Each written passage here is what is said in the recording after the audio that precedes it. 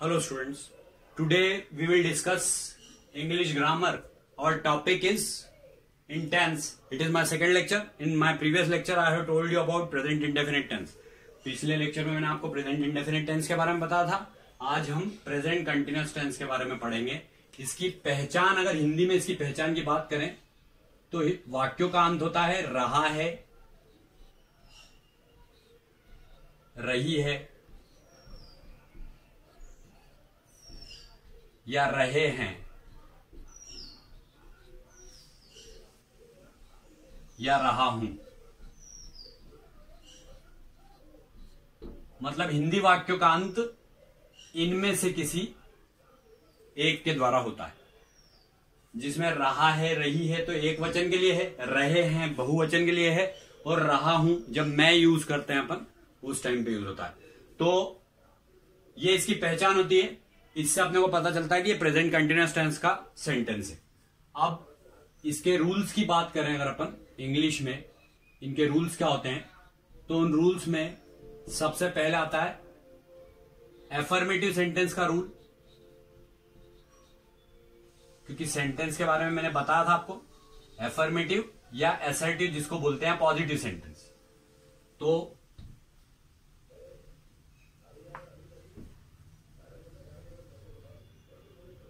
Affirmative sentence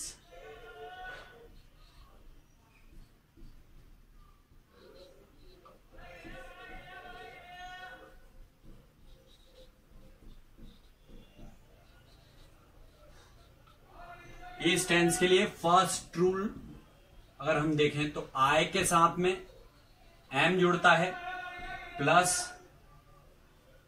verb का first form रहता है plus ING plus object.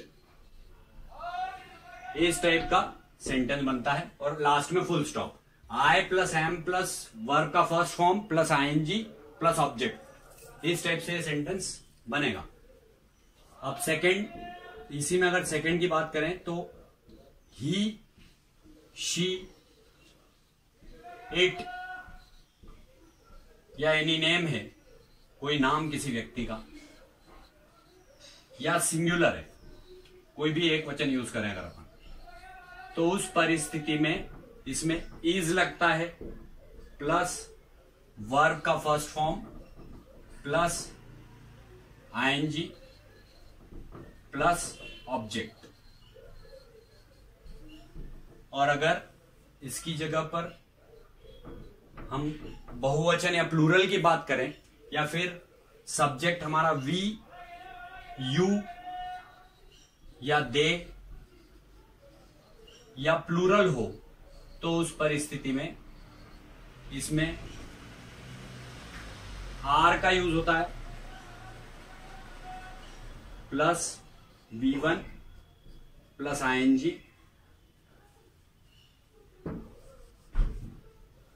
Plus V1 plus ING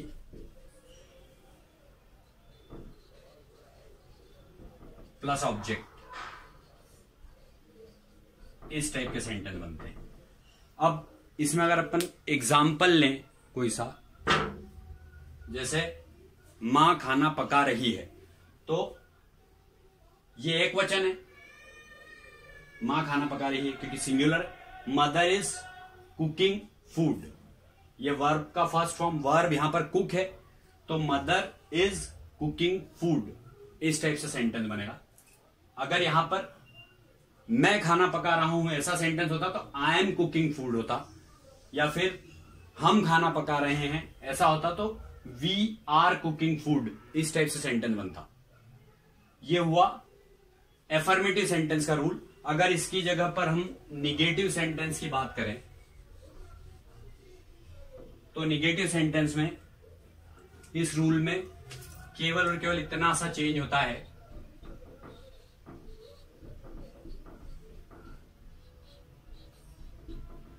यहां पर एम के बाद नॉट जुड़ जाता है, बाकी पूरा सेंटेंस ऐसे बनेगा. जैसे I am not playing football या I am not playing cricket या I am not reading book, इस टाइप से सेंटेंस होगा. ही शी इट है तो he is not reading book, या he is not playing cricket, या शी हो तब भी, एक वचन हो तब भी।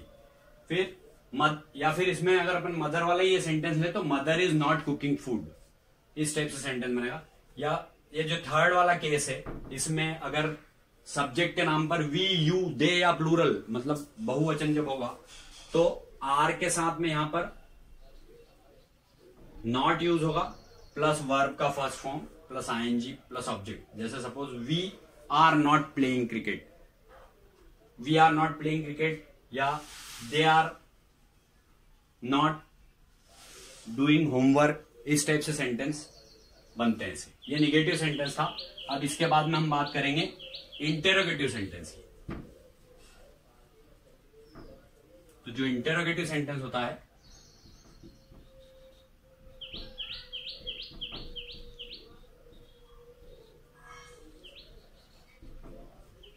इंटेरोगेटिव सेंटेंस जब हम बनाते हैं तो इस सेंटेंस में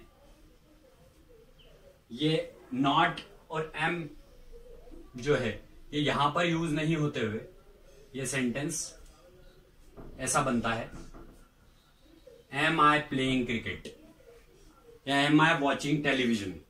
ऑब्जेक्ट यहां पर टेलीविजन हुआ।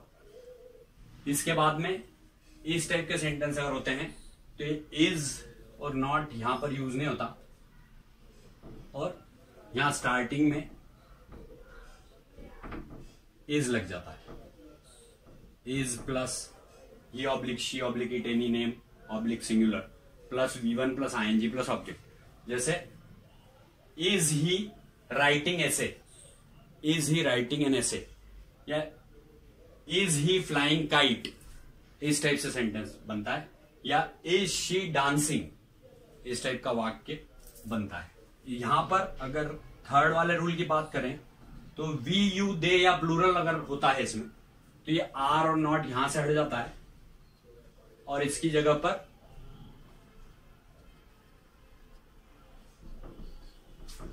ये आर स्टार्टिंग में यूज होता है यहां थर्ड रूल में। जैसे आर वी प्लेइंग क्रिकेट या are we playing football, are they running bicycle, इस टाइप से सेंटेंस बनते हैं।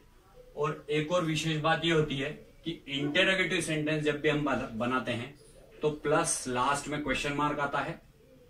ये एक इंपॉर्टेंट कंसेप्ट है, पंक्चुएशन साइन, इसमें क्वेश्चन मार्क यूज करते हैं लास्ट में। तो ये तीनों रूल्स जो हैं इंटेरोगेटिव सेंटेंस के बताया मैंने आपको।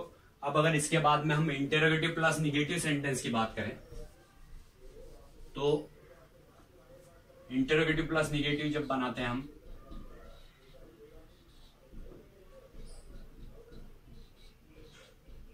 इस टाइप का सेंटेंस होता है। तो एम प्लस आई प्लस वर्ब का फर्स्ट फॉर्म प्लस आईएनजी, ये यहां पर एम के बाद आय था, इसके बाद में यहां इस बात का ध्यान रखते हैं कि इसमें सब्जेक्ट के बाद में नॉट लगता है। Am I not reading book, आखिरी में फिर क्वेश्चन मार्क, क्योंकि ये इंटेरोगेटिव प्लस निगेटिव बोथ है। फिर इज ही, फिर यहां नॉट प्लेइंग फुटबॉल या इज शी नॉट डांसिंग, इस टाइप के सेंटेंस बनेंगे। अगर आर मतलब ये वी, यू, दे या प्लूरल हो तो इसमें स्टार्टिंग में आर यूज करते हैं, और ये वी, यू, दे या प्लूरल के बाद में यहां पर नॉट लगता है। फिर इसके बाद वर्ब का फर्स्ट फॉर्म यूज करते हैं,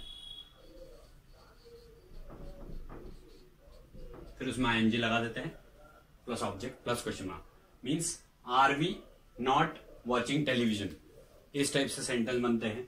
ये आज मैंने आपको प्रेजेंट कंटिन्यूअस टेंस से रिलेटेड चारों रूल्स, चारों टाइप के सेंटेंसेस के, एफर्मेटिव, निगेटिव, इंटेरोगेटिव और इंटेरोगेटिव प्लस निगेटिव। एफर्मेटिव को पॉजिटिव और असर्टिव सेंटेंस भी बोलते हैं।